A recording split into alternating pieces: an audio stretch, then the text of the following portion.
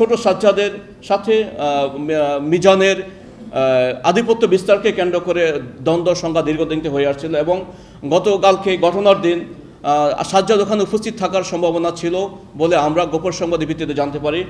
দ্বন্দ্ব হয়েছে আধিপত্য বিস্তারকে কেন্দ্র করে। আপনারা জানেন সন্ত্রাসীদের মধ্যে এই ধরনের আধিপত্য বিস্তারকে কেন্দ্র করে দ্বন্দ্ব সংঘাত দীর্ঘদিন থেকে হয়ে আসছিল এবং এটাকে ইস্যু করে অনেক সময় আমাদের বিভিন্ন এলাকায় খুনও হয়েছে, অনন্য আবাসিক এলাকায় খুন হয়েছে। আপনারা সেখানে খুনের আসামি রয়েছে সাজ্জাদ, গ্রেপ্তার করা যাচ্ছে না। সাজ্জাদ অত্যন্ত কৌশলী এবং আমরা আমাদের চেষ্টা অব্যাহত আছে। আমরা তাকে ট্র্যাক করে আমরা চেষ্টা করতেছি তাকে গ্রেপ্তার জন্য আমাদের কার্যক্রম মানে কৌশলগত কার্যক্রম অব্যাহত রয়েছে।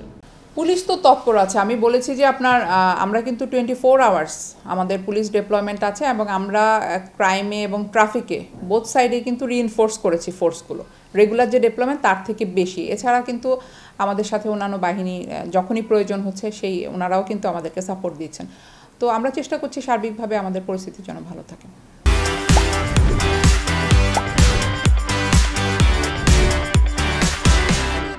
আমাদের ফোর্স রেগুলার হচ্ছে, আমি বারবার বলছি যে রেগুলার হচ্ছে কিন্তু আমাদের ডিপ্লয়মেন্ট বেশি হচ্ছে এবং এই রমজানকে সামনে আপনারা জানেন যে আমরা কিছুদিন আগে মিটিং করেছি এবং ওখানে 999 ছাড়াও আমাদের 2টা ডেডিকেটেড নাম্বার দেওয়া আছে যে কোনো তথ্য দেওয়ার জন্য আমাদের কাছে।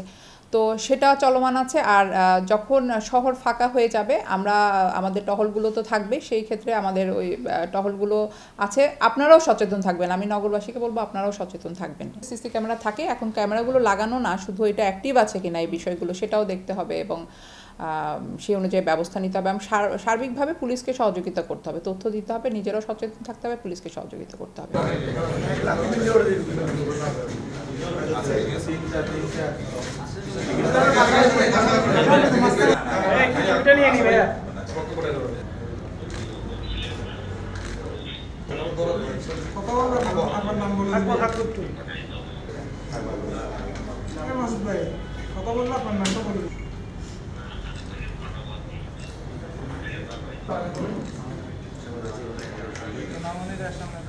ভাইয়া মাপ চাই, ভাইয়া মাপ চাই, ভাইয়া।